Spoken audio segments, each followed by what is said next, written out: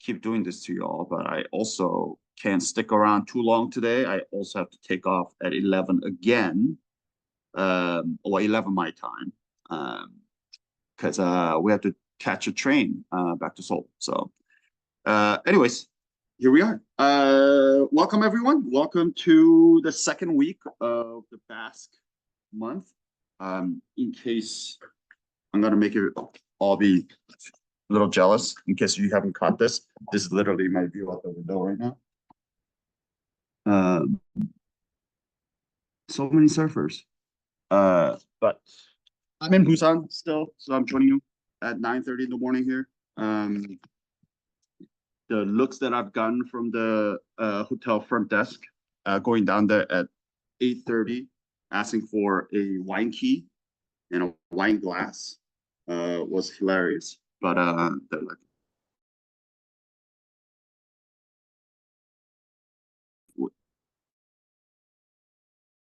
wait, did you say wine? It's like, yeah.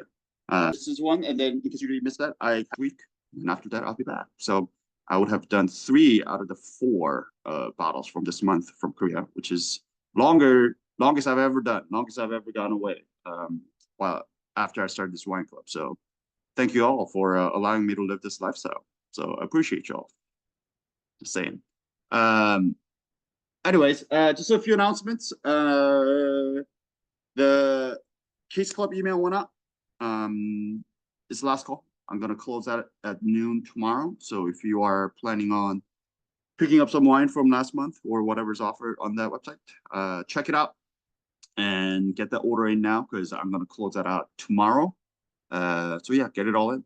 But besides that, I don't really have any other announcement except. Also, the invoices for next month is gonna go out tomorrow. I would really appreciate it if you guys can all.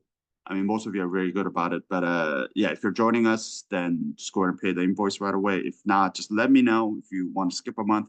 No big deal, but I just need to get that all wrapped up. I'm gonna have to do that while I'm in Korea, so I don't really want to spend the time to hound you all and trying to hunt you down. So yeah, just let me know. And then we'll get that all set up, but it will all go out tomorrow.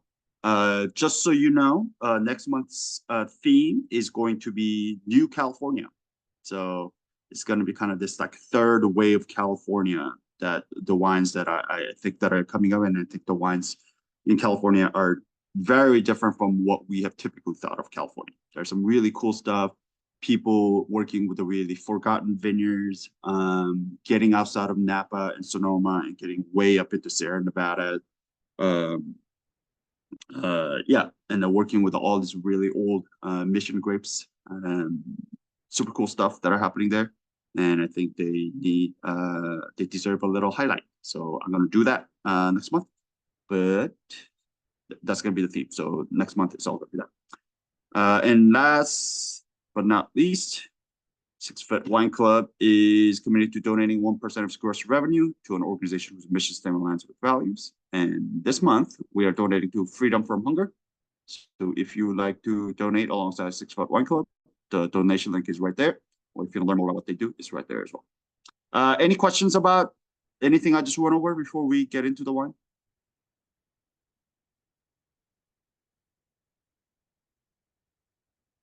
Excellent. Then, hearing none, we're tasting this guy today. 2022 Hika Txakoli Tinto. Etariaco Chacolina DO is this is actually a DO line.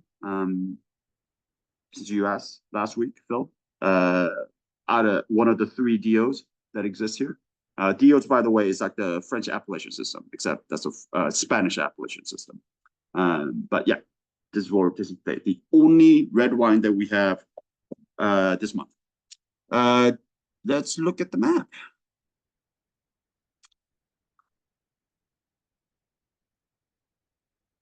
All right. Here's a map of Spain, right? And this month, we're spending our entire month in this little tiny part up in northeastern part of Spain, right, bordering all the way up against French border. On the last week of this month, we're actually going to cross the border and go into France. Basque country runs all the way from Spain and it actually bleeds into France. So there's a Basque region within France as well, and we have a bottle from there as well. Just kind of compare the stylistic difference between Spain and France, but really for the majority of this month, what we're talking about is this area right here. Bilbao being the biggest city, the major city here, but there's also San Sebastian, which is the gastronomic cultural center of the world. I believe San Sebastian has the highest number of Michelin star restaurants per capita, if I'm not mistaken. Don't quote me on it, but at least it's up there. Just to give you a sense of what an important kind of a place it is in terms of culinary world. But we talked about how last week that even though this area, the Basque country, gets so much love and attention from world over for its food and culinary achievements, it often does not get any kind of attention for its wine. And probably for good reason. Majority of what comes out of here, which is Txakoli, this word right here, which is hard word to pronounce for somebody who's seeing it for the first time.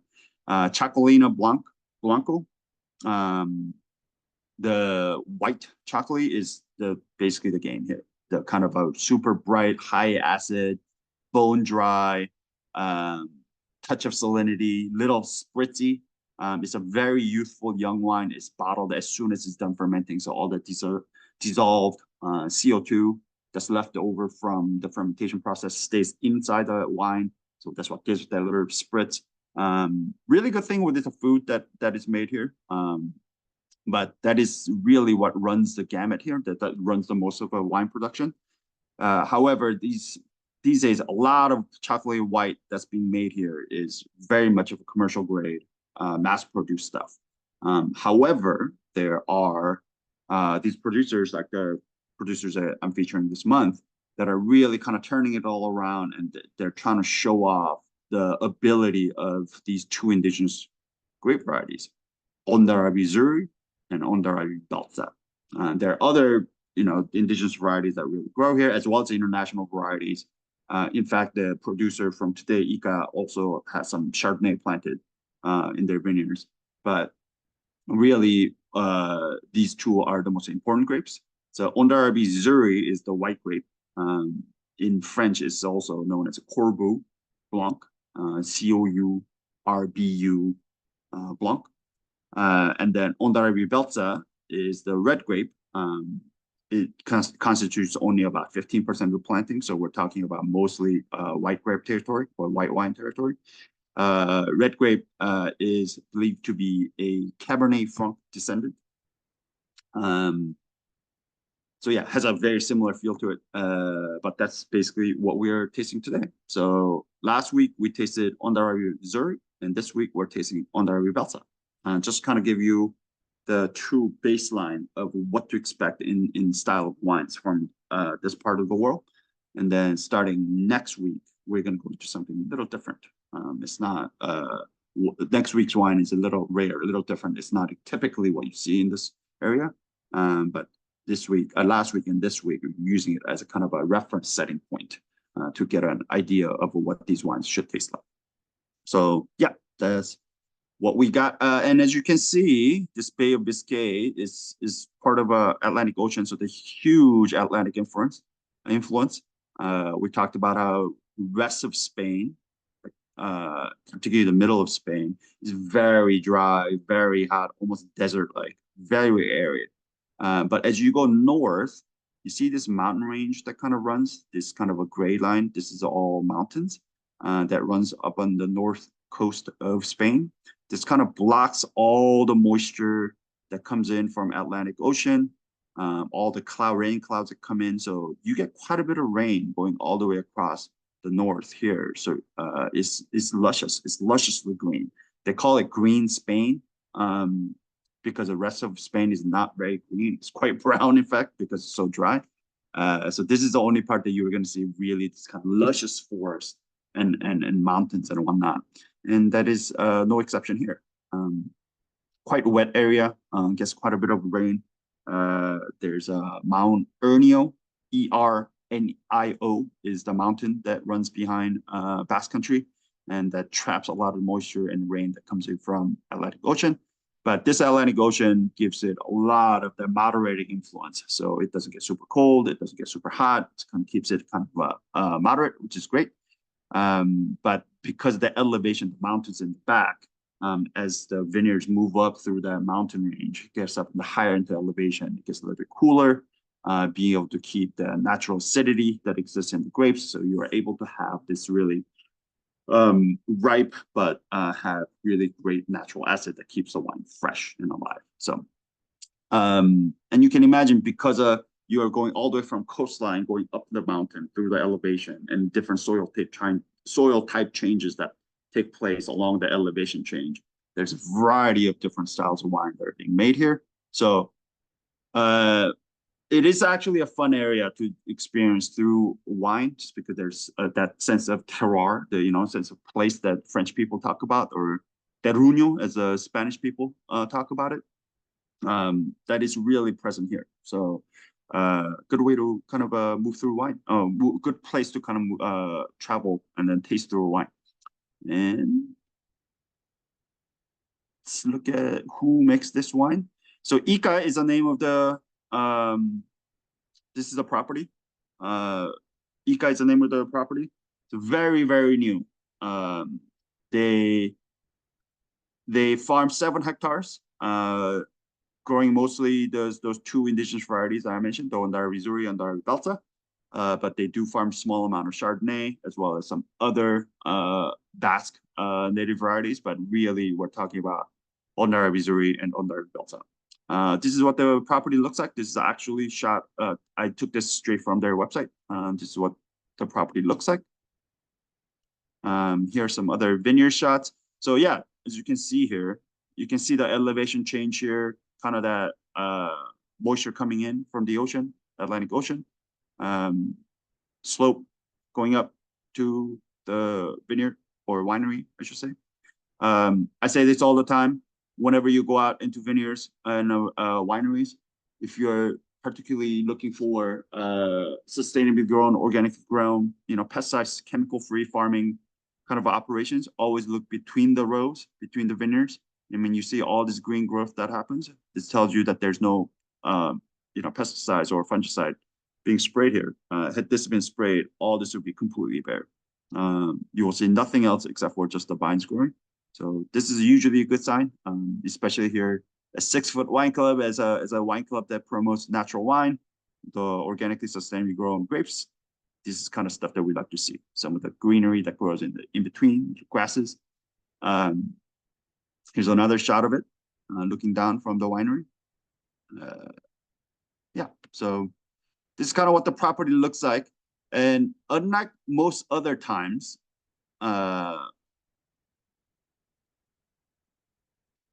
I couldn't really find much information on the owners and the winemaker.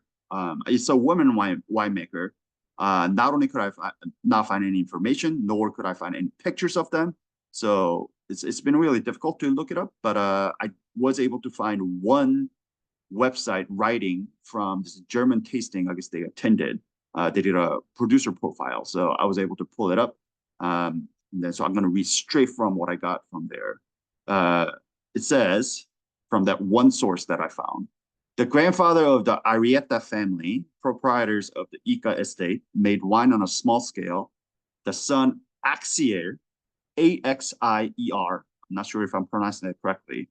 Also, this is Basque. Everything is really difficult to pronounce. Axier upscaled the project in 2014, and the eldest grandson, Unai, U-N-A-I, will continue the family tradition and is studying agronomy at university.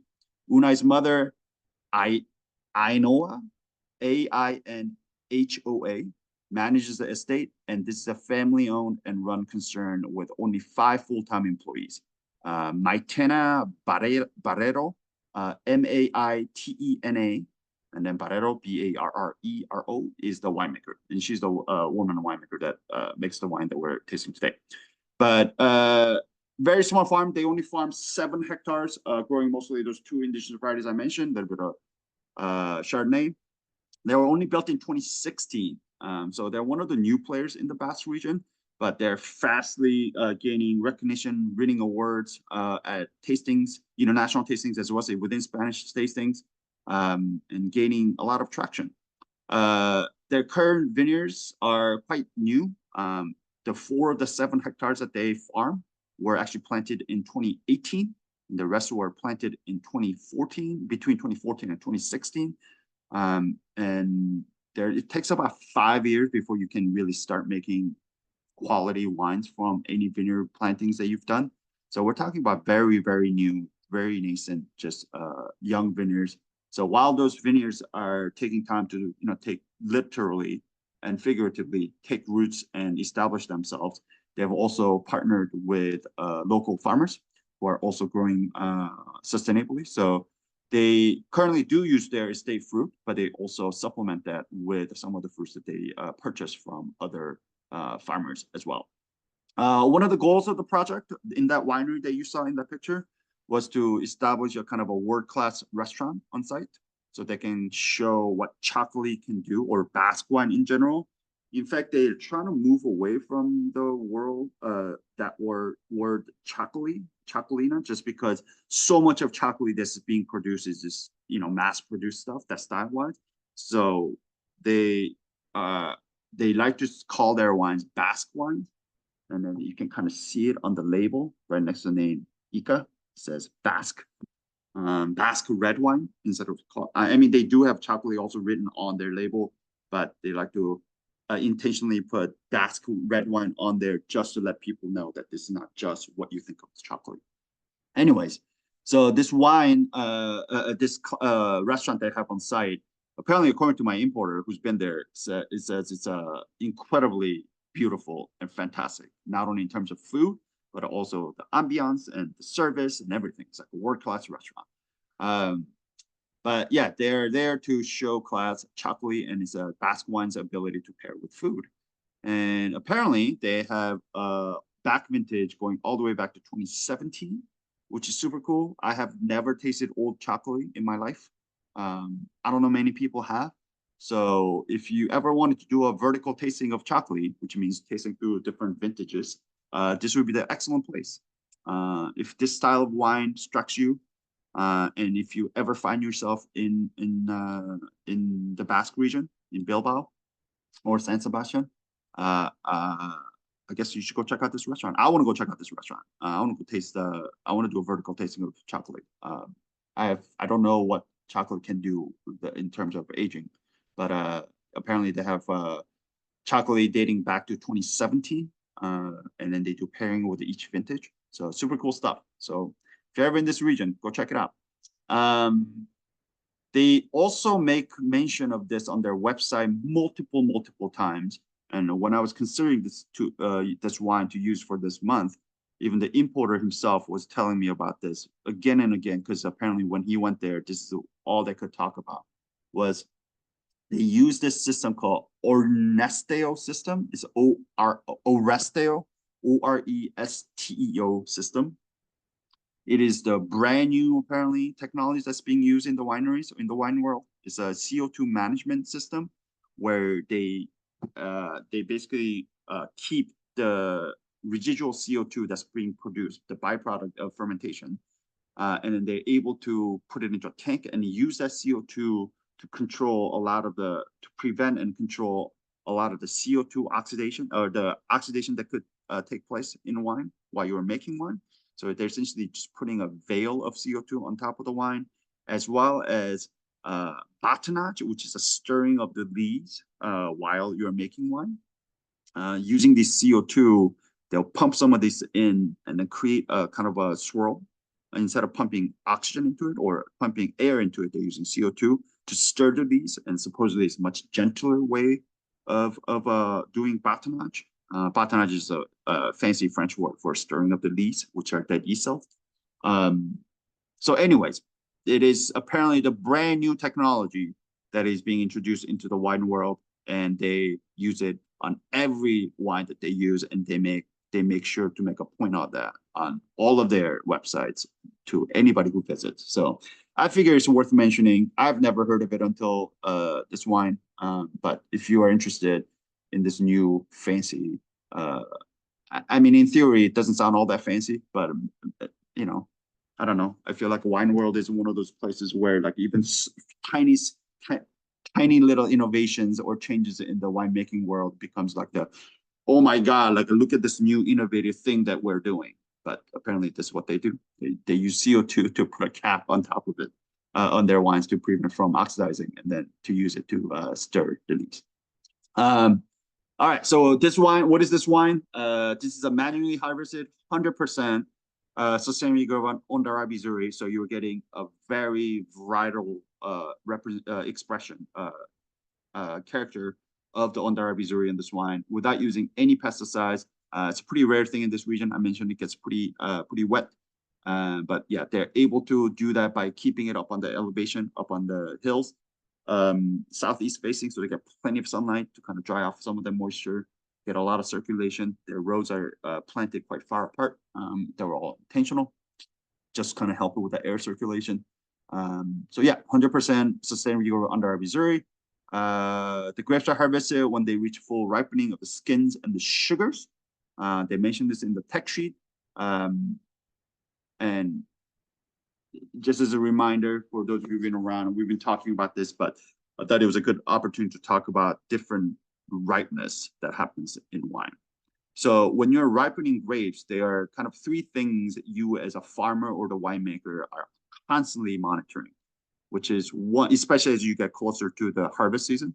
One is a sugar ripeness. So you're constantly monitoring how much sugar is present in those grape berries, because essentially that's what drives the fermentation, and how much alcohol you can produce, the potential alcohol level. So sugar level, and then there's a phenolic ripeness. So we're talking about the stems, the seeds, and the skins, the actual vegetable, the vegetation portion of the grape fruit and the vine. Those things, the ripeness level. If you harvest too early while the phenolic ripeness hasn't reached its full ripeness, you can get, the wine can get a lot of this kind of green, bell peppery, the chemical name is pyrazine. Those things are present in the stems and the seeds. So you're constantly monitoring the vegetative ripeness of the plant. And then finally, flavor. So, this is oftentimes the flavor one is oftentimes coincides with the sugar ripeness, but not always. So this one is a lot more qualitative, where they're constantly tasting the wine, tasting the grape berries, so to make sure that it's hitting the certain flavor profile that they're looking for. So those three things, the sugar, phenolic, and flavor. These are three different ripeness, and they always play, like they ripen at a different time. If the world was easy, and then, job of growing grapes and making wine was easy, then these things will all ripen at the exact same time. They'll reach its peak potential at the same time. And they will make everybody's job very easy. But turns out they don't. Sometimes you're waiting for phenolic ripeness to come up, and then, your flavor and the rest of the fruit may get too ripe. And the other way, the phenolic ripeness may have reached the peak, and it's a perfect time for that, but it hasn't ripened enough, so there's not enough sugar, it's too tart, too much acid. So it is constantly moving around, and then picking the time to, or deciding on a time to harvest is one of the hardest thing, or one of the most important decisions for a winemaker or the farmer to make, monitoring these things when they think that the grapes have reached the potential, the full potential, the best place, or to make the best wine. So I just wanted to mention that it's one of those things that the job of a winemaker. Fruit is destemmed after it comes into the winery. Then it cold soaks for 3 days pre-fermentation. So before the wine ferments, or the grapes ferment, they just leave it in a temperature control, meaning cool, cold, just on the skins for 3 days to extract more flavor, color. But usually when you do cold soak, that is to extract more delicate kind of aromas and flavors. So it gives you some insight of kind of the style of wine that the winemaker is trying to make here. She's trying to preserve some of that freshness of the fruit and the delicate aroma. So there's cold soak for 3 days pre-fermentation, and they ferment in a temperature control stainless steel tank using that newest, most modern, groundbreaking winemaking technology known as Ostero system, which is just put some goddamn CO2 on top of the grapes. Not really sure why that is so exciting, but they're very excited about it. But yeah, temperature control stainless steel tank. That's where the fermentation takes place. After fermentation is done, they put it through full mallow, which is a pretty typical thing for red wine, full malolactic fermentation. And then it's aged 15 months in neutral oak barrels. They're all neutral. There's no new oak barrels here. So you shouldn't necessarily get any overt actual oak flavor here. It's more for kind of texture and then the roundness, the shape of the wine. Just kind of rounds out the sharp edges, kind of smooth it out. So, and then unfiltered, unfined, touch of sulfites right before bottling is basically what you have here. Any questions about the wine? Or anything I just went over? Yeah, they said the bottle says it's vegan friendly. Isn't all wine vegan? Phil, I'm glad you mentioned that. So, a lot of wines, when I say a lot, I'm talking about like 95% of the wines in the world. They are conventional wines, meaning they are oftentimes fined and filtered. So, and we've talked about this on this call. What's the difference between filtering and fining? Filtering is a physical way of removing particles out of wine, right? So you just imagine putting a filter, putting the wine through it. On the other side of the filter comes out, there's substances or particulate matters that are bigger than the holes that are in the filter membrane, get stuck on one side and the rest comes out. This is physically removing those things. So that's filtering. Fining is a chemical way of removing things. Oftentimes what we're talking about in the wine world is protein. So when you ferment, there's usually protein compounds that are left behind, and that's what makes wine kind of cloudy, gives it that kind of hazy look. So oftentimes a lot of wineries will find a wine to give it that kind of like star bright, really translucent wine, but you lose a lot of flavors as well. If you ever made or if you ever had like French consomme, that's what they do. So they make a beautiful stock and then they float like egg whites on top. They basically drop egg whites in there. And protein is they like other proteins. So they combine each other. They bind each other when you put two proteins together. So what they're doing is the albumin, which is the protein compound in the egg whites, they go into bone broth, and all the protein compounds in the bone broth, they bind. And then now you remove that egg flow. And now you're left with this translucent, beautifully clear broth. And that's what French call consomme. And that's essentially what's happening in the wine. The wine industry, however, that fining agent, they do use egg as well. Oftentimes, the most used fining agent in the wine world is isinglass, which is a byproduct of the fishing industry. It's basically ground up fish bladders, like the one that they use to control their buoyancy.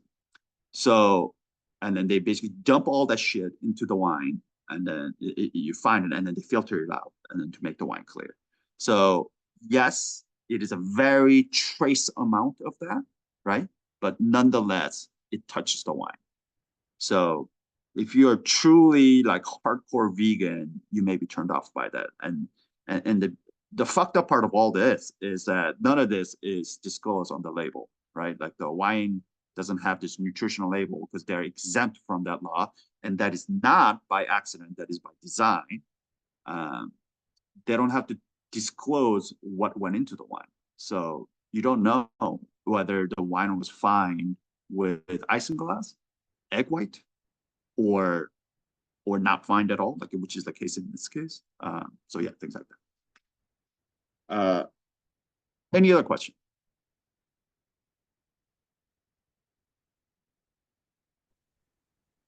Hey there, Marco, first timer. What's up, Marco? Hey, great to be here. Interesting wine. I'm wondering, you talked a little bit about the restaurants of the region and Michelin stars, etc. Can you talk a little bit about how you pair this? Like what might you explore on the food side with this wine? Yeah, to me, this is the perfect barbecue wine. Like if I'm going to a cookout, I'm going to a summer barbecue, like this is it. Or like if you're like grilling out, bring some friends and family, like put this on like a cooler just on top of ice, give it a little chill, and pop it open when the meat is off the grill. Like it's that wine. Good with burgers, good with carne tacos, like good with like just grilled meats, just yeah, to me it's that.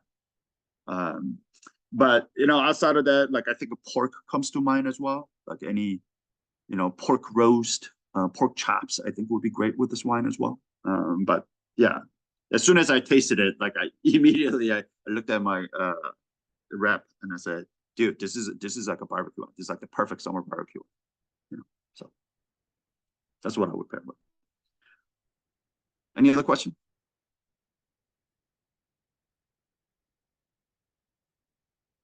Cool. Let's taste the wine. La, la, la, la, la. Who wants to take the appearance? Also, Marco, I don't know if you got a chance to watch the recording from last week, but this is what we do. We taste wine through the grid. So you'll see how this is done now. All right. Who wants to show Marco how this is done? I'll go. All right. I would say it's pretty clear. Like I can see through it pretty well. So definitely clear to me. Hold on. It's too goddamn. Uh-oh. Oh yeah, this wine is clear for sure. It's not like the super translucent, but yeah, for all intents and purposes for this grid, I'll call this clear. Yes. Intensity? I'd say the color intensity is medium plus. Yeah, I'd say it's got some color on it, right? I'll call this. I can kind of see through it. Yeah, I'll call this about medium probably myself. Yeah, medium plus. Yeah, things great. Okay. Sweet. Let's see. On the color, I feel like ruby, like kind of purpley, like Yeah.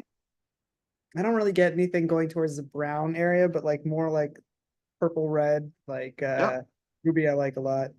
Yeah, I'll call this ruby myself. I think rubies are perfectly fine call. Any other observations? So many legs and tears. Just kidding. Fucking hate you. I hate you so much. It's gonna run away, this wine. Those legs. Yeah. Marco, don't ever talk about legs or tears on this call. Do not listen to these animals over here. All right. Who you get to nominate next person for the nose? Oh. Sure. Let's see. How about Christopher McPherson, just because he's below me in the chat? All right, baby daddy. That was about to happen. Okay. Well, I would say this is a medium plus. Like I get it like a solid like I guess okay. I'm skipping. Condition, clean. Yeah, somewhere in the medium to medium plus intensity. I get it like about an inch and a half off the glass. Yeah. I get it like here. So I don't know. This to me is just a few inches. To me, this is bordering on medium plus. It also depends on your temperature. If you cool this, yeah, my wine is mine fully at room temperature. So if this is warmer, then you probably get closer to medium plus. If it's cooler, then you probably closer to medium. But yeah, I'm gonna call mine a medium plus right now. Like I get like here, which is what is that like? Yeah, 1 or 2 inches off. So yeah, somewhere between medium plus, but being generous, I'm gonna call this medium plus. Aromas of very good. Yeah, and it smells delicious. Aromas of I definitely get some like violet, rose, some of like darker flowers. Yeah, definitely. no green fruit, citrus, stone fruit. This really lives in the like red, dark red and black fruit Yep, yep. world. And Call it out. What do you get? pretty, yeah, black currant, raspberry, red, red cherry, black cherry. I don't eat cherries all that often, so I can't really call it out, but maybe what I imagine black cherry to taste like based on, you know, all the fake sodas black cherry flavors I've had. But Yeah. yeah, There's definitely a touch of that little confectionery element to some of these fruits as well. I mean, there's mostly like fresh fruit, but like there's a little bit of like, yeah, kind of like candied fruit, like candied raspberry. Like there's a little bit of that Twizzler, like a red wine feel. Yeah, like a little bit of cooked jammy fruit. Yeah. Notes. Very, But, yeah. like, very like vast majority fresh fruit, but with a little bit in the background. Honestly, I can get some herbs, like some, I don't know if there's like a touch of mint or maybe it's like green bell pepper that I'm getting in the background, but like something, or maybe green. There's some, I'm getting something green. I can't pick it out. Yeah, I agree with that. I mean, that's also very common with under IB Delta. So the red wines from Basque Country, when you're talking about red wines from Basque Country, you're talking about under IB Delta. It being a descendant of Cabernet Franc, it does have, and Cabernet Franc just naturally has a really high piercing, which is what gives it that kind of like signature green bell pepper, fresh cut leaves, in some extreme cases even jalapeno, like that really like green kind of a thing. It has some of that. Obviously not as robust as Cabernet Franc, but to me, Ondari Belsa always has that touch of green. So yeah, totally. Like I get that. Yeah. And then no herbs, basil or fennel or dill. Like, I mean, maybe I guess I mentioned mint earlier in the sort of like, but I think just general green. I think maybe now leaning a little more toward the green bell pepper. So less of that. And then I don't really get any spices. I'm not much minerality, if any. I can typically always convince myself there's some wet rock in most wine, but nothing that's jumping out at me from like the flint, whetstones, wool, leather, any. Yeah, me neither. I get a little bit of this like a peppery spice here, a little bit of green. I totally get that. Very faint. It's not like overt, but there's layer of that kind of green, savory component to the wine. Touch of this pepper, turn to a pepper. You're right. Like on the nose, I don't get a whole lot of like crushed rocks or any rockiness, so to speak. So far, maybe once we get to the palate, it'd be a little different. But as of right now on the nose, I'm all the things you call that kind of like dark rose, violet, that kind of floral touch. I get both red and black root here. This word bramble, which is a very British thing, but it rings true to me here. There's some unidentifiable both red and black. It's just berry. So it's a lot of that berries. Again, like a little black cherry, black currant, all of that, but also raspberry. So some of that running through. Very ripe. You mentioned little jammy, but yeah, like fully ripe, like bordering on to getting into kind of like jammy, bordering, cooked fruit. There's touch of that. There's a touch of that, like the high tone fruit that we talk a lot about in carbonically macerated Beaujolais. I wonder if that their CO2, the CO2 layer system that they do where they put a blanket of CO2 on top of while fermenting, maybe that has something to do with it. Obviously that happens after it has already been crushed and the berries already have been crushed, but I get a little bit of that, like that red vine, Twizzler kind of a feel, and a touch of pepper. And then, yeah, not much stone. Any secondary here? Not really. I know you mentioned it went through mallow, but I don't really get, at least on the nose, any like, creamy, cheesy stuff. Yeah, I don't. Yeah, this is really primary driven for me. Not really getting much secondary or tertiary at all. Yeah. There's a little bit of a this will come out more in the palette, but yeah, like the MLF, the red particularly is really hard to pick out. I mean, as you guys all know, I suck at pulling out MLF on the nose. But with the red wine particularly, it's hard to pull out MLF. And almost all red wines go through full mallow anyway. So, but I have a hard time picking this out. And then the oak, we talked about, this is all pretty much New York. This is what we're talking about here. But this has gone through some neutral oak. On the nose, I feel like I get little touch of that. But I think it will become a lot more evident on the palate than on the nose. Any tertiary? No. Yeah, no tertiary here. This one is way too young, way too youthful. So yeah, totally agree with you. Mostly all primary, really fresh fruit, all of that. Maybe and then not much of secondary coming through here, at least on the nose. But yeah, here we are. Cool, excellent. You get to pick the next person for the palette.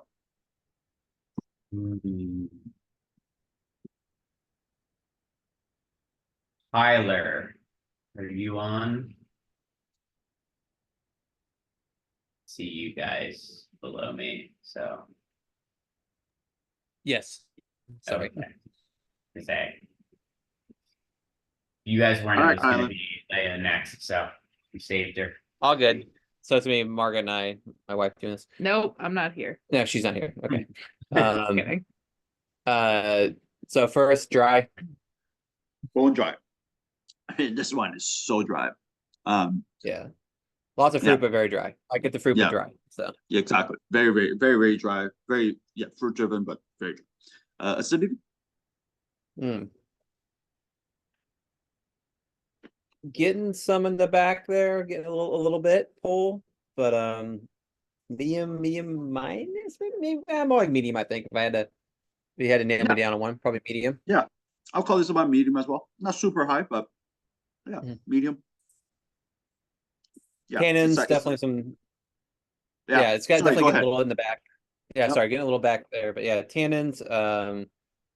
Also probably medium. I'm not getting like a terrible amount, so maybe medium minus even actually. So yeah, but there's definitely some here, right? I feel like I'm feeling it, you feeling more? Yeah. Maybe Margaret's medium plus. So, but I'm always on the lookout for tannins. So I always we'll on the lookout for tannin, medium. Margaret. yeah, average to medium. I think if I was, I guess what average to medium.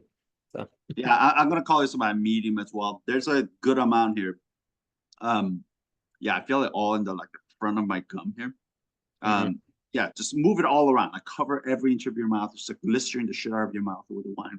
You'll feel it. Like that's yeah, probably a little better about getting covering the mouth a little better. Yeah. Let's see. I mean, hold on before we move on. I'm sorry. I want to talk about the tannin, the nature of the tannin real quick. So this one, I actually feel the tannin to be oftentimes the wines that I pick here, the tannins are not super rustic, meaning like a little bit bigger and like chewy. But I feel it. I feel that way with this one. It's not like this really soft grain, just fine grit sandpaper, almost like that kind of grit. There's a little bit of chewiness here, like a little chewy tannins, almost like you can kind of chew the wine. So I get that. Which it's not to say that's a bad thing, or like it's anything. One is better than the other. It's just more of just noting the nature of the tannin, that there's this spectrum exists in the wine world. But tannin can be really these kind of like fine grit sandpaper, like a powdery tannin, as opposed to some chewy, grippy kind of a tannin. This is not like all the way in this spectrum, but I feel like so many of the wines that we've had on this wine club usually have a really fine grain tannin, but this one it's like in the middle, moving towards that kind of like a rustic chewy, like I feel it, which is really good. Again, going back to Marco's question, like what kind of food would I pair this with? Like especially like chewy rustic tannin like this is really good with like really meat heavy, protein heavy, kind of situation. So yeah, again, reaffirms my initial call that this would be great with barbecue. I think it's a great barbecue.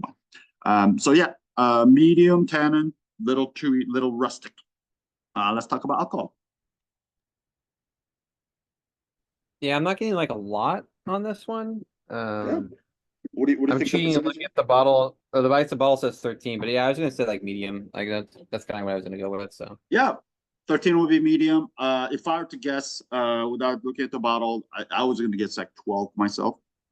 yeah, which is I thought it was a little easy. lower than what the bottle says. So Yeah. maybe, who knows how accurate that is, but Yeah. And then the wine from here, this Basque region particularly, you're not gonna get huge high alcohol content. It's just both Ontario Missouri and Belsa just are not capable of producing that high. And also stylistically speaking, traditionally, they don't drink these huge big high alcohol wines, hot wines anyway. So yeah, 12, 13 is right in kind of in keeping with what you would expect from this region. So medium body. medium, maybe medium minus. I don't. It feels kind of light. It doesn't have like a terrible amount on it, but it's probably a medium, I guess, if I was gonna Yeah, land that's it. what I'll call it. So, Yeah, I'll call this medium. It's about like 2% milk for me. Not super full, not super light, medium. Yep. Musu, we don't have to talk about that, obviously. Flavor intensity. I feel like medium plus. yeah. I could go medium again. I don't know. I feel like it's a medium kind of night. So Agreed. I think this is like right in the between medium plus for me as well. Like what Mike was saying, like I'm not fully convinced on medium plus. This is, somewhere between medium plus, but yeah. Like extra medium. Yeah. So if you landed anywhere there, good. Flavor characteristics. So do you confirm everything that Christopher called out, or is there anything else that pop out at you?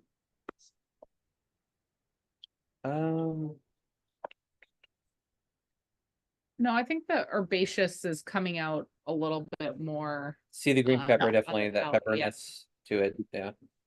Agreed.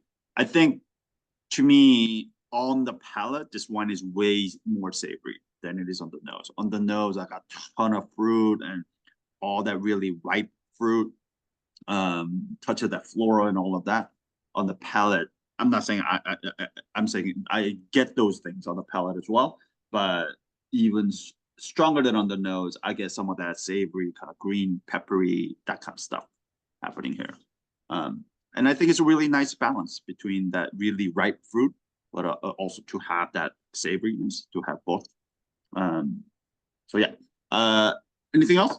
Any in terms of this minerality, we talked about missing some of this minerality on the nose. What do you think about it on the palate, now that you've tasted it? I feel like I get a little bit. Tyler doesn't feel like he's getting any. I'm not finding it, but yeah, to me, the minerality here is not that like rockiness per se, but there's touch of salinity here. It's a little salty. Comes as like a briny, kind of a salty minerality. Again, this may all be just, power of suggestion, knowing that this is right next to the Atlantic Ocean. I oftentimes feel like all Txakoli has a touch of salinity. That's kind of what I like about it, that kind of salty tang, savoriness. And I think there's some of that salinity coming through here as well. Any note on MLF, secondary or tertiary, anything like that? not really. Nope. Yeah, there's a to me, the neutral oak kind of aging, that 15-month aging that this goes through, I think it kind of rounds out the wine. If this was just stainless steel, I would expect it to be much more angular, much sharper, jagged edges everywhere.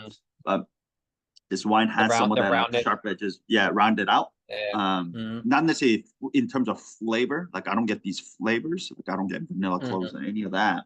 But in terms of just kind of mouthfeel and the shape of the Yep. wine, there's little rounded edges, and I think that shows through. So just Definitely, wanted to definitely make see a- the roundness to it. So yeah, or you just wanted taste the roundness to it, not taste. Yeah. See.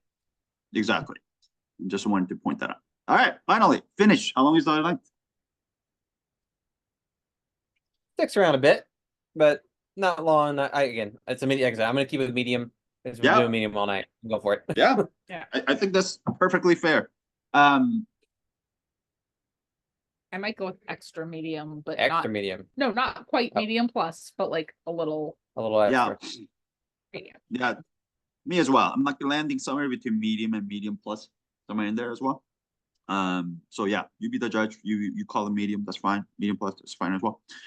Conclusion, bring it home for us. How good is this wine? Justify it, and would you age This this? one- This wine is good. Yeah. Everything was pretty much medium, a couple shading towards medium plus, but Very not quite very hitting drinkable. it. Very Yeah. drinkable wine. So Yeah, so balanced, complexity wise, probably we called it a bunch of some other things. We got both black, red, flower, savory green, some of the salty, pepper. So like there's a few things that are popping out, quite a few things are popping on the primary, but not much in the secondary, tertiary. So I'll call that about medium.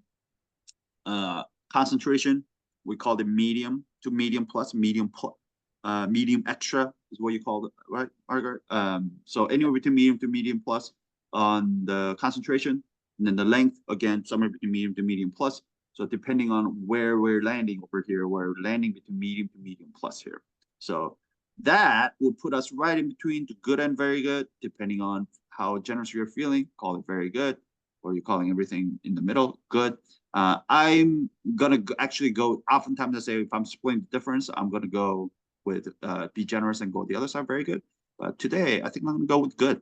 I think I tend to agree with Kyler that everything in this wine is kind of a hitting medium, just maybe off the medium, but not quite enough to get me to really call this in the medium plus or the very good territory. So, but again, landing anywhere between good and very good, I think this is where we're landing. Would you age this? this is the one I always fail at. Probably not. It's doesn't have a lot of tannins or I don't think it acid has in the it. the things to age, but Yeah, I mean, so in order to age, we gotta have acid and tannin first and foremost, right? We call it medium acid on the palate. We called it about medium tannin. So not a great backbone, but decent backbone.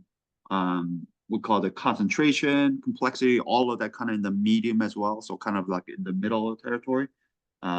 So I would say it probably is just fine drinking it. It probably is not going to fall apart because it has a decent backbone, but it's probably not meant to be aged for a very long time. So I would say drink couple this years. now. And also, like I mentioned at the beginning of the call, when we're talking at the restaurant with the back vintage library Txakoli. I don't have a reference point for old Txakoli. I don't know how Txakoli ages. So my guess would be that this will be just fine for next at least 2 to 3 years, maybe even 5. You may start to see some of these really fresh fruits rounding out, getting a little raisiny, drying out a little bit. You start to get a little tertiary come in. So I think this will be completely enjoyable all the way up to maybe 5. But it may start to fall apart after that. It may hit the backside of the curve, the aging curve. But in general, what I like about this wine is its freshness and that balance between fruit and the savory. So I would say drink this now and then enjoy it for the next up to 5 years. But it's not meant to be aged for a long time. It's just not that kind of wine, is what I would say about this. Excellent, good job, everyone. yeah, I any apologize. questions? You get to see us like in a weird angle because you're actually on our outdoor TV right now. So so we're like looking up at it in a weird way. But Excellent. Any questions? Hey guys, Marco again. Sorry to dominate. Super cool backyard space, by the way. I'm wondering why do we put the chill on this? Like, what's the thinking around the chill on the red? Excellent question. I love that you asked. So to me, there's certain wines, and it's hard to say. There's certain, because this is kind of bordering on that thing. Usually when it's really bright, hoppy, high acid, low tannin, I think those wines are great with a little bit of chill. In general, in America, I think we drink white wines way too cold and red wines way too warm. So even with any red wine, I recommend just popping in the fridge for like 20 minutes, 15 to 20 minutes, get it to that 55 degrees, 60 degrees, even 65 degrees. That 65 degrees for red is actually perfect. That's great. But our ambient temperature is what, like 75, so 70 to 75. So just getting into the 65, 60 degree, I think it makes a huge difference. But with the certain wines with this kind of bright berry kind of flavors, a lot of Beaujolais, I recommend putting a chill on it. I think just makes the wine feel a little more lively to me. It brings out the acid, makes it a little more lively. So yeah, that's why I recommend it on this thing. But as a general rule of thumb, chill your red wines a little bit. 20 minutes in the fridge, great. And then on the opposite side of that, the white wines, pull it out of the fridge and leave it out for about 20 minutes before you drink it. Because what happens is when the wine is way too cold, everything gets locked up. Like you can't really smell things. It's not really expressive. It's like it's sleeping. It's too fucking cold. It's hibernating, right? The wine is too warm. It's like all the alcohol comes out. Wine feels kind of flabby, less fresh and alive. The acid gets kind of tampered down. And to me, what's great about this wine is that there's all these really almost like that, as Chris was talking about, like that kind of jammy, really ripe fruit, but there's a freshness about it. All the fruit doesn't seem overly done, overripe. There is perfectly ripe. There's acid here. So just like putting a little bit of chill on it brings out that freshness even more. That's why I recommend it. Any other questions? And also, don't feel bad about dominating with questions. If you have questions, shoot away. Any other questions?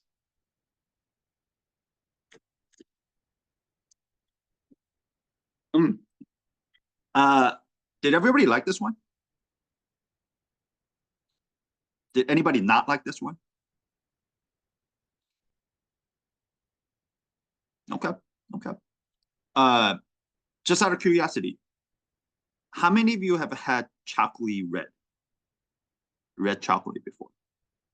I know a lot of you haven't had Txakoli, period. But yeah, Txakoli red is super cool. Like it's hard to find. Like there's not much of it at all. And I think it's a shame because I think Txakoli red is delicious. Well-made Txakoli red is delicious. Any other questions? All right, let's play this game. How much do you think this wine is on a retail shelf?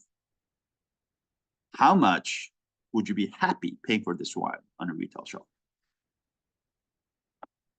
Marco, you can yell it out or you can put it in the chat box like people do.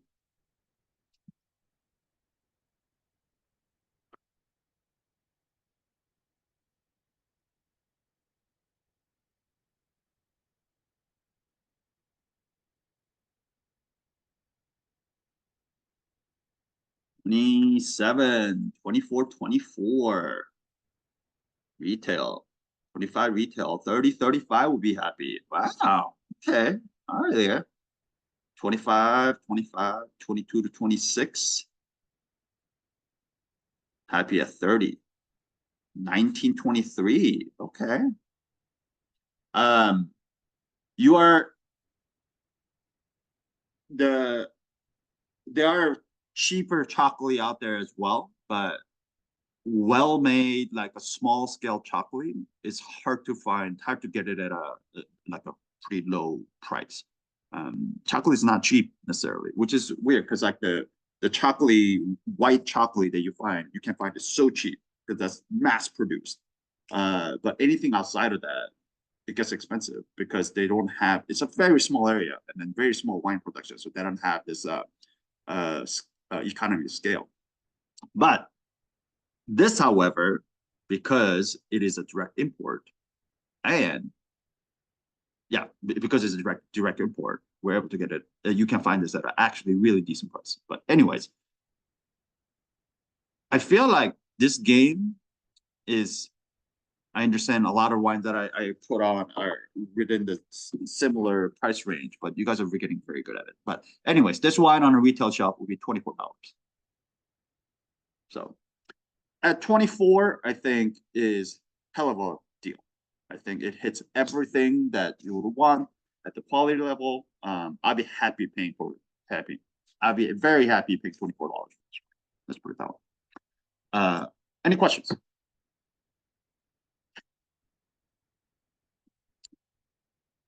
But yeah, Phil, Dahan, right on the dot, 24-24. We fought over the last port, so awesome. Excellent. I'd like to hear it.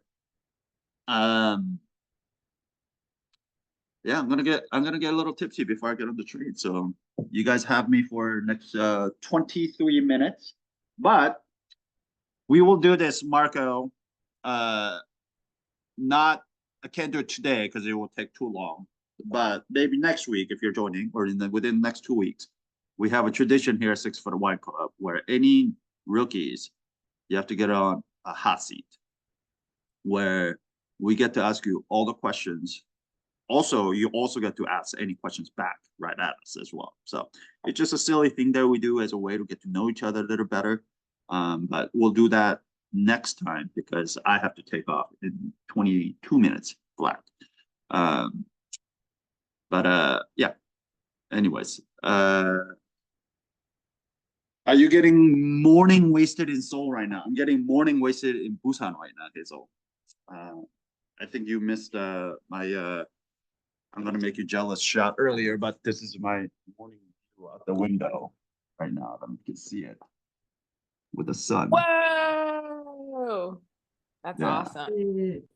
So that's literally out the window, my hotel window. So And you're hopping a train to where? Seoul. I'm going back to Seoul. So I've been Okay. I've been traveling for like last 2 weeks in Korea. So I'm heading back to Seoul today. For like and then Jesselyn flies out, my girlfriend flies out on the 20th, and then I am flying back on the 23rd. So I have a week and a half left in Korea at this point. Yeah, this is the longest I've ever been away since I started the wine club. So again, thank you to you all for allowing me to live this lifestyle. So appreciate you all. Yeah, I vote for a wine club trip to Korea. Okay. It can be a wine club or not wine club, but if you guys ever want to come to Korea, I think I'm gonna make this a more of an annual thing. I really like it here. And you know, my parents are retiring and getting old and whatnot. You know, it's a good excuse for me to come out here and see them. And this was kind of a test run, see if I can be away for, you know, a month plus, maybe longer. But yeah, so I'll be coming out here more often than moving forward, I think. I'm pretty sure. So if you guys ever want to come out to Korea, come join me. And then yeah, it's fun. It's a super fun country. It's great. So Lisa and I found the Riverland wine, the Delinquent. We found it at a restaurant last weekend. Nice. I didn't know what he had on. He said we had 2 bottles and they didn't know how to price it. They just had it on it was great. Well, Phil, you're very good at this price guessing game. So if they don't know how to price it, Just ask them to taste you on the wine, and then you can tell them how much they should price it up. I should have told them it was $15. And Yeah, there you go. Oh man. But yeah, it's great. So I'm about to take the bullet train back to Seoul. It's also funny coming back here. I have all these memories of my childhood, what Korea was like when I was a child. But now that I'm a 42-year-old man, it's a very different world. And it's like back then it used to be like going from Seoul to Busan used to take like fucking like 8 hours or something ridiculous. Tiny country, like South Korea is the size of like Indiana. It's a tiny country. But now on this bullet train, like this train I'm about to take, it's gonna take me 2.5 hours. Go back. Like it's awesome. Yeah, like you can get to any parts of Korea within like 4 hours would be max. 3 hours, even if you're going to like the cut in the country. Speaking of which, I gotta tell you guys. So after last week's tasting, I told you so I was leaving right away. Last week I was also leaving right at 11, to go to temple stay, to do a temple stay with Jungwan, which is the monk that was featured on Chef's Table or Mind of a Chef, one of those Netflix TV shows or the Netflix shows, food shows. Anyways, I want to go do the temple stay with her at her temple, and then do a cooking class with her. Turns out it was more of a cooking demonstration, but it was fucking wild.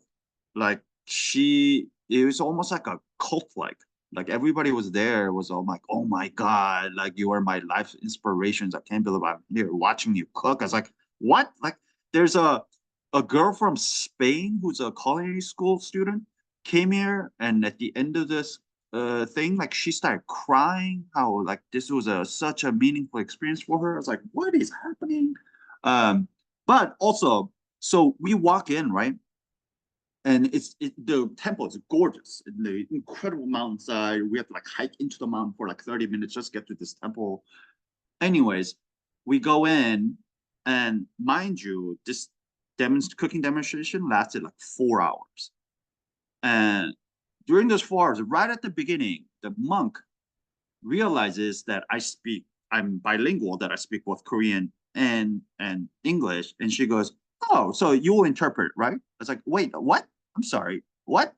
She's like, oh, the interpreter here, like, I don't even know what happened to the interpreter at the time. But she's like, oh, then you can interpret it. It's like, okay, I guess I can try my best. What turns out later, I learned that the woman who was supposed to interpret for us, she either had COVID or she was sick. So the monk told her to go home. She's like, don't worry about it. Like, go rest up. Like, I'll figure this out. But I don't know what her backup plan was if I wasn't there. Like, how was she gonna, like, who was gonna interpret the whole thing? Like, was she not gonna say anything? Like, but anyways, so she's like, you're gonna interpret. I was like, okay, fine. So for next 4 hours, I'm interpreting this Buddhist monk through her Buddhist Zen talk about her philosophy around cooking, how we're one, how the nature, the us, the present us versus future us versus past us is all one. Like I'm interpreting all this into English. First into English from what she was saying, and then because all the cohort that we're in is all foreigners as well. Now I'm taking what they're saying and then interpreting into Korean and back to her for the next 4 fucking hours. It was insane. It was wild. And before this thing started, the woman who gave us a tour of the temple, she did say, she's like, hey, don't ask Jungwon any questions because for her, cooking is her meditation. So she's connecting with her food. She's really meditating with herself. So don't ask her during the cooking demonstration. Once she asks, she prompts you to ask something, you can, but don't interrupt her and do on that. But I said, fuck that. Like, if I'm going to interpret it for fucking the next 4 hours, I'm going to ask all the questions I want. So I was just fighting off any question that I personally wanted to ask. So yeah, that was a wild experience. So I do all of that, right? So at the end of it, she comes up, she's like, oh my God, I can't believe like you did this for the last 4 hours. Thank you so much. Like, I gotta get you a gift. So she packed me this little like jar of her like 8-year-old soy sauce that she made. Like 8-year age soy sauce. And like that's what she's known for. Like all this Chang, Lisa, Whitney, like we talked about, but like she makes all this Chang, which is the fermented like base of a lot of Korean cooking. She makes all of them herself and she ages them. And they talk about how there's this one ingredient, one component in Western cooking that doesn't exist, which is thyme, right? Like we do cook, we saute, we fry. There's all these techniques that we use to produce food. But one of the ingredients that we don't necessarily use a lot in the Western world is thyme. And with her cooking, you're using these ingredients that have spent 8 years fermenting, and the layers and the complexity of flavors that come from these things, you cannot replicate. It's something in a fast cooking like in Western world. Like then that's what she's known for. And so she gave me this like little jar of an 8-year-old like soy sauce that she makes. I was like, oh, that's fucking awesome. So I got excited about that. So we're leaving at the end of it, at the end, like we're saying goodbye to everybody. People are like pouring their feelings out for her, like, oh my God, you're my God. I just saw you. By the way, I'm the one who's interpreting this back and forth between these people. I'm like, what the fuck? So we're leaving at the end of it. And then it's just the monk and I, and everybody's standing there, like, watching me and her talk to each other in Korean. And turns out she's from my hometown, where I'm from. She went to the same elementary school that I went to. She's a class of 72 and I'm the class of 92. So, and she left her home when she was 14 to become a monk, which is the age, well, 13, is the same age when I left for US. So it's like we had this moment where like we're just sitting there just talking. We're like, what the fuck? Like what? And she said it right at the beginning, because you know, as a Buddhist, she believes in this reincarnation, and a lot of like theme of her talk was about, you know, maybe I'm good at cooking because my past self have cooked for a long time. You know, she talked about this experience of meeting people, how all this, like, you know, these cooking demonstrations and meeting other people are very special to her. And sometimes she sees people and they're like, there's some sort of connection here, even though I'm seeing it for the very first time. Maybe our past lives have crossed at some point. And right at the very beginning of this cooking demonstration, like when she saw me, and I think obviously a lot of that is because I'm the only Korean guy in the entire room. I'm the only person who speaks the language. But she's like, you, like there's something about you, that like some energy about you. I feel like I know you. And then later on, we find out that we're from the same hometown and from the school. And she's like, this is what I was talking about. Like this kind of experiences I have over and over again. Like I feel these energies with people. And I felt like there was some sort of connection with you. And I was like, it's probably because I'm the fucking token Asian guy in the room and you were the other Korean person, but you know. But anyways, that was my experience. It was incredible. Like, so what could she cook for 4 hours? I mean, it was one meal or a whole slew of meals? Yeah. So one of the things, like, she's known for this like a shiitake mushroom that she makes. So she tells a story. She told the story at the demonstration as well. Like, so she left home when she was 13, 14. And she cut off her communication with her family for 7 years. Her family didn't know where she was, what was happening. And she just left home. She left them a note saying, I'm leaving home and I'm going into monkhood. But like, you're not gonna know where I am. Like, I'm gonna be safe. I just want you to not worry. But like, I'm gonna have to cut off communication as a part of my meditative journey, like my meditation. So she disappears for 7 years. After 7 years, she finally reaches out to her dad. Her dad comes to visit her for the first time at the temple. And her dad is like, what? Like, you can't eat meat? You can't eat fish? Like, we gotta get you out of here. Like, what are you doing? And she said, hold that. Let me cook you something. And then she made this mushroom dish. And apparently her dad had it and was like, you know what? If you can eat like this, then you don't need meat. I don't need meat. So I can get it. I get it. And he was happy leaving her at the temple. That's the whole story she tells. So she made that. She made the Korean rice cake, tteokbokki, but like not spicy. She made it with a bunch of vegetables and different things. She made cucumber and onion, kind of like a cold kimchi soup kind of a deal. And then there were a variety of like 6 other things that were already being made or already made in the kitchen in the back. And all of that. Anyways, yeah, there's so much food, like so many different kinds and so much food, all that was out there. But I don't know. It just, listen, I had a great experience. It was great. I'm glad I was there, but it also felt very like celebrity sighting, cultish kind of experience. Like people are losing their goddamn mind. And she also, honestly, to tell you the truth, felt a little full of herself. Like just that Netflix series came out in 2016, I believe. So overnight, she became this monk at some temple that even within Korea, that is not well known. And then she grows into this international celebrity startup where she's now traveling around the world giving talks and doing cooking demonstration. People are coming to her and saying in this way of like, oh my God, you are my like life inspiration and shit. And she just kept talking about all these tours that she's going to go to and how she's going to come and talk to you. She's going to come and find you in your country and all of that. I don't know. It just felt very, very weird, especially in a Buddhist temple setting where that kind of like talk to be had. And and it's funny also, like, tell me you're a chef without a chef, like no matter where you go in the world, that like a fucking chef attitude. Like she was just ordering shit around to her staff and people like, bring me this, bring me that. Like, why is this? Like, I was like, what the fuck is happening? Like, you're supposed to be this like a Zen monk, you know? Like, but she just like, you know, throwing out commands. It was wild. But food was good. Food was good. Yeah, but the rest of time, it was like you're supposed to be not talking to each other. You're supposed to be in your own meditative state. You know, even like the place where we ate breakfast and lunch, there's a sign that silence.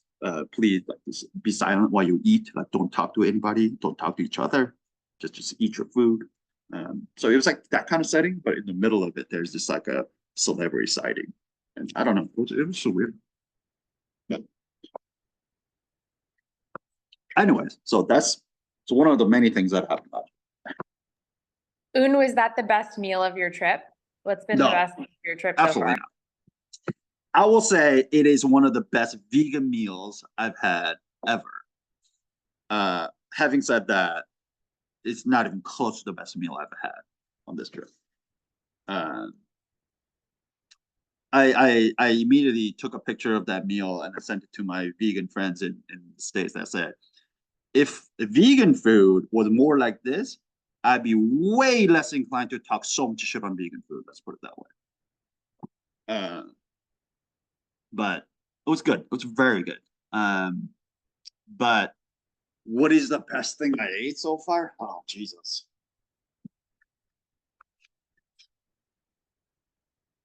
The Korean barbecue, not even just Korean barbecue, but it's the Korean beef, like Hanu, they're called Hanu. It's very similar to like the Kobe beef. But Hanu barbecue restaurant that my parents love. We went there twice. We went there once, and then the second time we went there again because my sister and my brother-in-law, they were leaving, and they requested this would be the last restaurant that they go to before they leave. That's a last supper. So we went there twice. Oh, by the way, the second time we went, also my dad had a bottle of 1992 Chateau Margaux that he was gifted that he's been keeping since US, and he brought it back to Korea with him. So it's been like in this fucking traveling in his possession all this time. And then so 19 years old, and he's like, you know what? It's time. It's time to open this. It's like, what? It's like, you know, this can go on for another like 20, 30, probably 50 years. He's like, no. I'm not gonna be alive in 20 years. Like, we're opening it tonight. I was like, okay. So we brought it to this fucking like hole in the wall in the middle of the market Korean barbecue restaurant. They don't serve wine. They don't have wine glasses. So my mom, we brought our own wine glasses from home and like busted shit open. People around us like, who the fuck are these people? Like, who brings wine to this restaurant? Little do they know also it's like one of the fucking greatest Bordeaux's ever made. You know, like it's just like what? So we had that. But yeah, that meal really stands out as one of the meals in terms of like actual flavor, like shockingly, like your body having a visceral reaction to the flavors that are coming into your body. I remember that. But as an overall experience, one of the great meals I had was in a pocha, which is it's a short for pojang matcha, which is these tent huts, drinking huts that the Koreans have. It's like it's cheap, it's unassuming. This is where like people go get off work and they have drinks in this like little tent, tarp tents, drinking huts essentially. They had one in Mokpo, which is a city that we were in before we came to Busan, right on the pier, like just on the right at the tip of the pier. They had one, so we went there, and it was just like they had these like blood clams with spicy blood clams with chili, and we had some fish cakes. What else did we have? We had this tiny little raw shrimp that would peel it off, so we just eat it as like sashimi. Like all that experience with the bottles and bottles of soju. Justin and I got fucking hammered that night. With the bottles and bottles of soju. Not only the food, but as an overall experience, that was super fun. Like that really, it was super memorable. Tiny, like you were just packed up, like next to other Koreans, like next to people. You're just like it's loud as fuck, but like you know, you're just drinking and like, you know, yeah, it was great. In this little like a like plastic, not in plastic, like a tarp hut. Like it was great. So Sounds amazing. yeah, those two really stand out. Yeah, food has been really good. Overall, just like a general overall quality of food in this country is very good. There's a lot of delicious food here, for sure. For sure. I've also enjoyed all the Instagram stories of the very clean bus stops and bathrooms. Oh my God. Public bathrooms in this country, not all of them, some of them, it's better than like 5-star hotels. Like it's insane. Give me one second.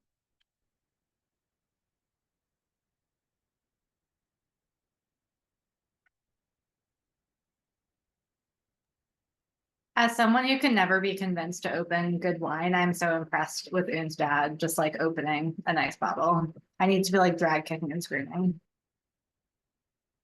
Say that again? I'm very impressed with your dad just opening a really nice bottle of wine. That's like, it's so hard to open. Yeah, I mean, but that's the thing, right? Like you never know, make that itself the occasion, or don't hold on to other things like that, That's like, I've been holding on to this for the last, I don't even know how long. I'm not gonna be alive in 20 years, so that's just a popular know. It's like great. Anyways, I must go, folks. Love you all, but I gotta go catch a bus and go back to Seoul. So great talking, great seeing you all.